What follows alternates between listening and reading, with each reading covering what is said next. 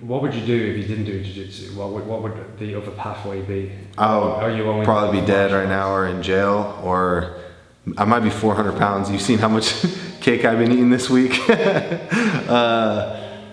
Man, I don't know.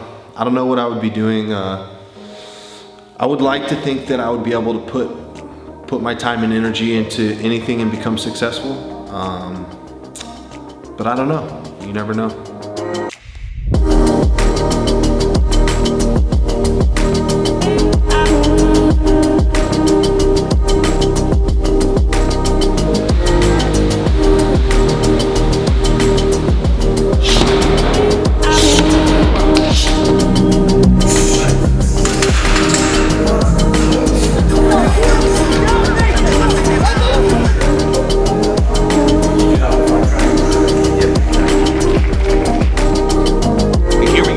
Fowler, the Submission Underground Open Champion.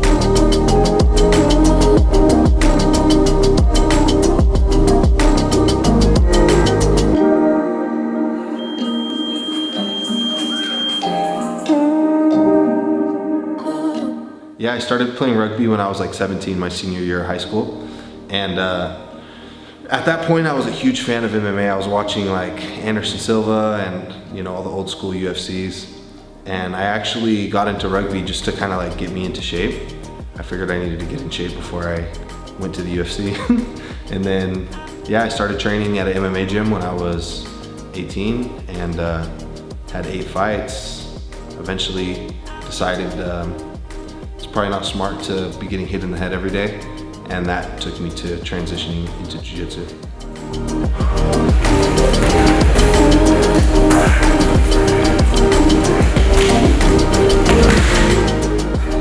The rugby made me comfortable with grappling and being in contact, but yeah, I didn't have any type of formal wrestling background. I just started wrestling as part of my MMA training. So I did wrestle a little bit more than most jiu-jitsu guys because there are a lot of jiu-jitsu guys that just, you know, play guard and passing, and they completely neglect the wrestling aspect because you can just go slap hands, pull guard, right? It's part of the sport. But for me, if I wanted to be a good grappler, then, you know, I had to be good at wrestling and jiu-jitsu, because there's no point of being good at jiu-jitsu if you can't take the fight to the ground, right? So, yeah, ever since I started training in MMA, I always knew that I needed to put a lot of importance into wrestling.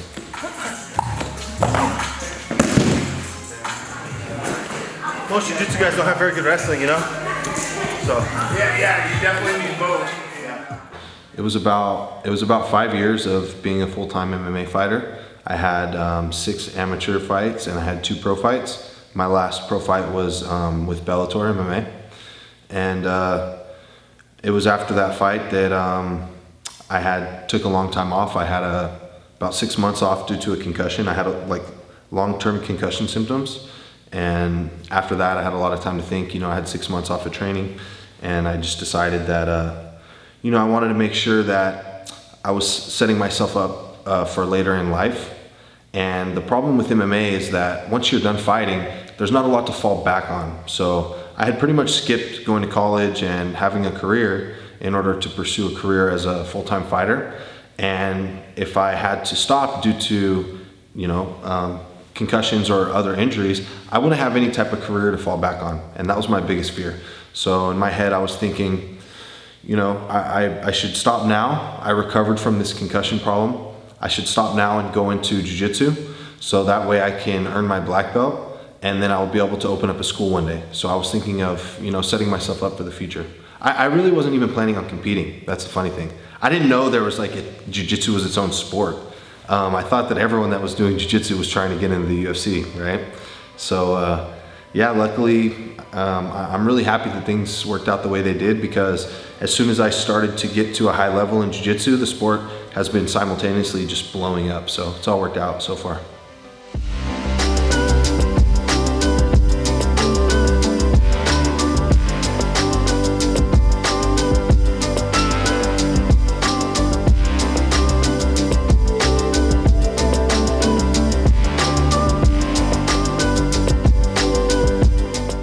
I did know that I wanted to do something special with my life, right? but I didn't know what. I did struggle in school, but it was mostly just because I couldn't keep my focus on doing the work, the schoolwork. A lot of the time, a problem I would have too is I could do the problems in my head, you know, and I could get to the answer. And then, you know, teachers always tell you like, oh, you have to show your work. But I would work it out in my head. And I think that translates really well to jiu-jitsu as well, because if you can get to like, let's say you can get to an armbar and tap the guy, then you win, you know? It doesn't matter how you get there. So I think my brain works a little bit differently, and my brain can find different paths to get to the solution. And in jiu-jitsu, you know, as long as you get to the solution, you win. So I think that is what makes me a little more fit for jiu-jitsu. My mind is a little bit more creative, and sometimes it takes different paths than maybe everybody else.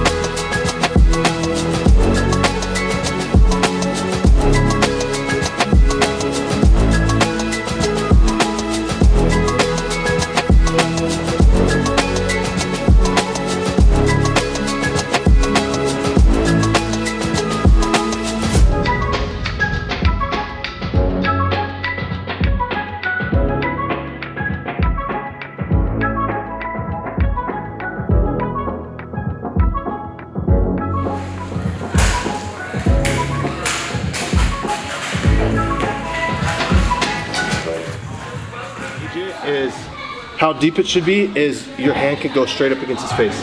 That's how deep you want it. Because now look how the blade is right in his neck. Yeah. So posture up real quick. You see how this part goes right across his neck? Oh, okay. That's so you don't want it like this. You had it like this. You want it like this. Yeah, so yeah, 2019. Obviously the first thing was winning the trials. That was big for me. And then shortly after I won the trials, I got injured and I was out for like 3 or 4 months. Got healthy right in time to do the ADCC camp, and I was able to do like a 10-week training camp. Went out to ADCC and won the first match, lost in the second match. There was some controversy, you know, but lost the match to Craig Jones. But it was a back and forth match in which I should have been awarded points.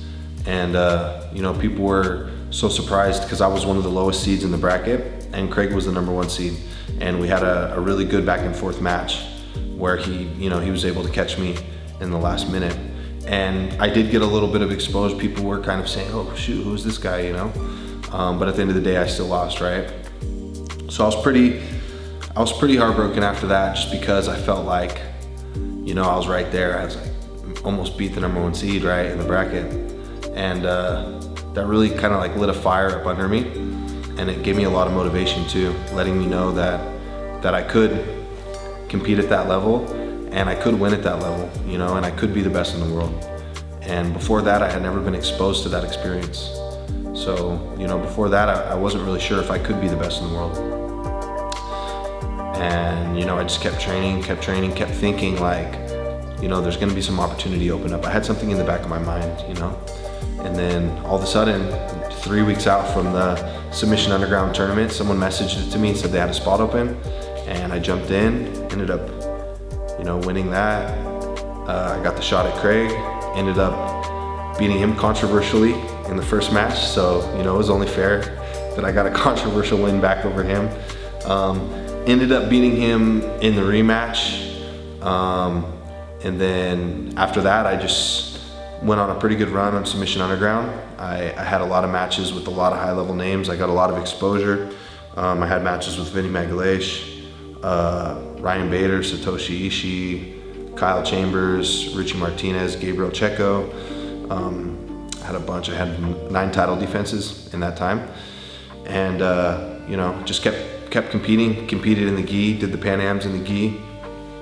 Yeah, that was a big time for me, getting all the exposure with, you know, competing against black belts at Submission Underground on a big stage, main event, UFC FightPass. So it was a lot of really good experience for me. Keep your torso completely stiff. Obliques are engaged, hamstrings are engaged. Now it's right through the hole. Extend. Come on, push through it.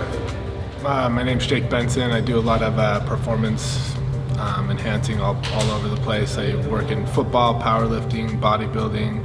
Now just kind of getting into BJJ and MMA. But I do performance coaching of all sorts. Like Mason was just talking about, not only strength and conditioning, working on physiological adaptations, but really trying to alter behavior and set things up for the best performance we can. So just like throw it at me. Like just chest pass it to me as hard as you can. As hard as I can. Yep. You ready? Yep. Sure. Just kidding. Good. Good. First, I really had to kind of learn the sport and just figure out hey, what is the sport? What is he good at? And what we're learning is, what I've learned is, Mason's very strong, he's very athletic, and we can rely on that. He's a technician. Some of the things we did find, we did find some gaps in his performance as well, and that's what I'm here to fix and improve and everything. But Mason's a fantastic athlete. Like if he wanted to go into just about any sport, he would be pretty dang good at it. I think what really drives Mason to be as a high level as he is how stubborn he is. He's very stubborn, just really wants to be good at whatever he's doing. And he's an incredible person to work with. 8 seconds, all out effort. Okay. Ready?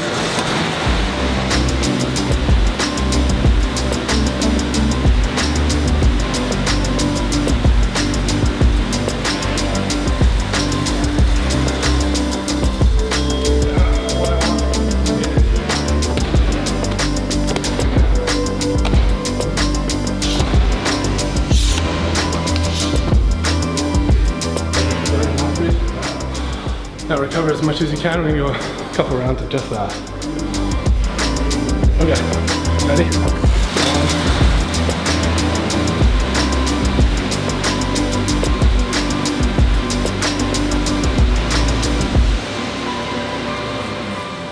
So that kind of training is what we're really trying to work on, is non-oxidative phosphorylation. So one thing you got to be really good at in a sport like this is, the hypoxia levels are going to get really high. We're not going to be able to recycle these phosphate bonds in an oxidative setting. So he has to be exceptional at, hey, breathing rate is very, very high. There's a lot of lactate in my blood. I still have to be able to continue to contract through this setting. And a lot of defense mechanisms come up when we start getting lactate in the blood. We get these hydrogen ions in the blood.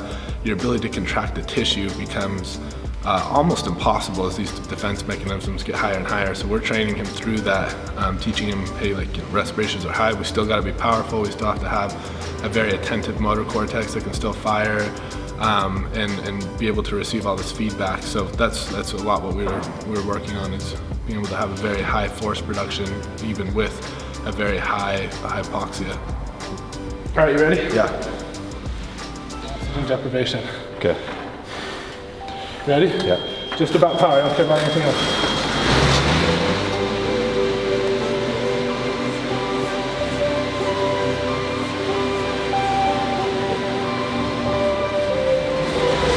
Yeah. 117.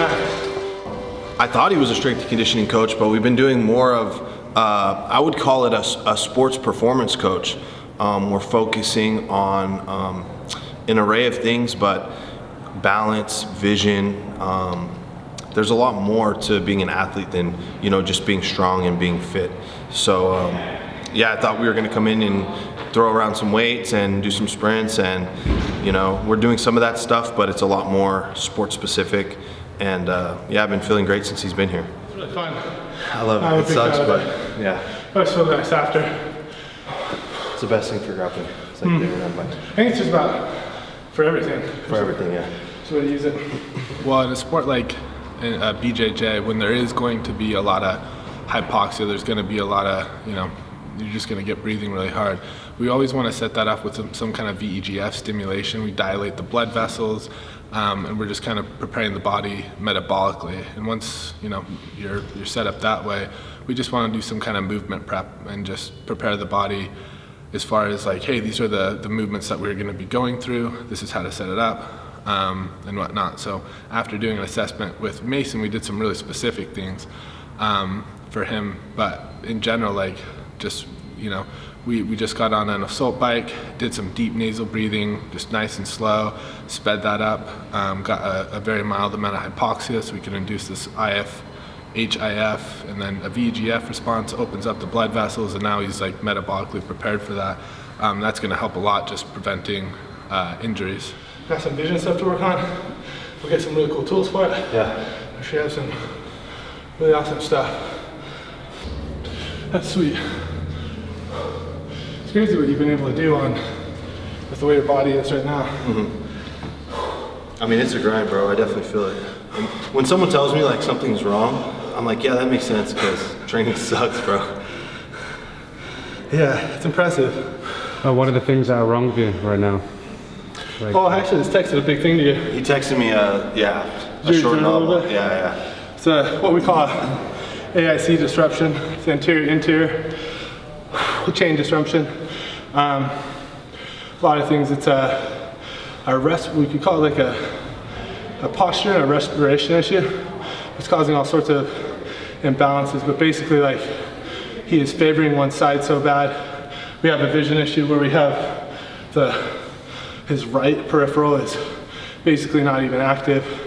What that's causing though is this big sensory feedback issue where he's not even able to basically gather.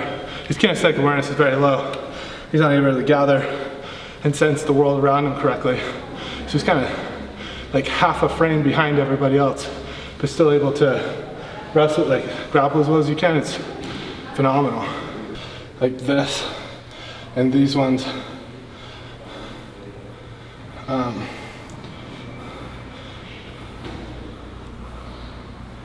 Yeah. Oh yeah, that's nasty. How's that feel? Yeah. I feel it all right.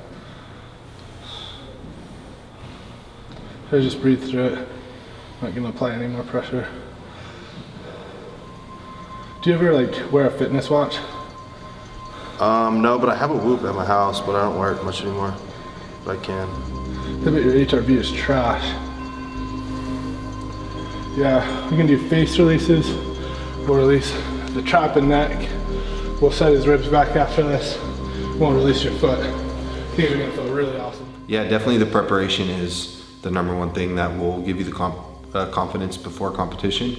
I'm at the point now where, you know, if I don't have the proper time to prepare, I'll turn an opportunity down because I want to make sure that I put the best product out there. I don't want to, you know, be coming back from an injury and jump into something a little too soon and then, you know, risk re-injuring myself or just risk looking sloppy out there. So yeah, I will make sure I have proper time to do a proper training camp. And like you said, then I'm gonna go onto the mats confident, right? And then apart from that, just, you know, having the coach that I have, Caio Terra, he's always pushing me. So it's hard not to be confident when I'm like going into the gym every day, like, oh my God, like I can't believe I'm training again today. And then, you know, I go and kill myself in training and then go home and I'm like, okay, I'm just gonna like take tonight off and rest. And then Kyle's blowing up my phone like, you have to come train, Mason, come train, you know? One time, you know, he showed up at my house before, you know, he's called me and said, you know, he's not gonna start the class until I show up. Everyone's on the mats waiting for him and stuff like that. So, you know, having someone like that that's watching over me and always has my back and always makes sure that I'm prepared, it gives me so much confidence, you know? And then he's going out there with me, went out to Brazil with me just to go and coach me during my matches. So yeah, how can you not be confident when you have your coach right there in a different country with you, right next to you?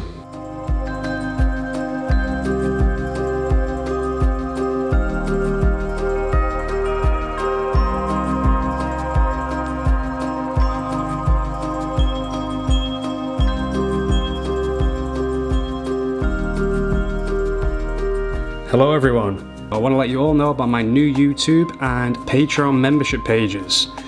For whatever reason, you can only find the join option on the desktop version of YouTube, or you can click on the link in the description below. By joining my membership, you'll get access to lots of unseen technique videos, short films, behind the scenes rolling footage, and uncut interviews. I've spent the last 10 years traveling the world making these videos, and a lot of the footage doesn't make the final cut or get used at all.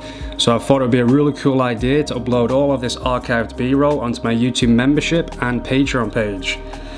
By joining, you'll not only get access to lots of unseen video content, but you'll also be supporting me and my channel to create more Jiu-Jitsu video content for you here on YouTube. Also, please don't forget to like this video to help with the algorithm, and please take a second to also subscribe to my channel. Thank you.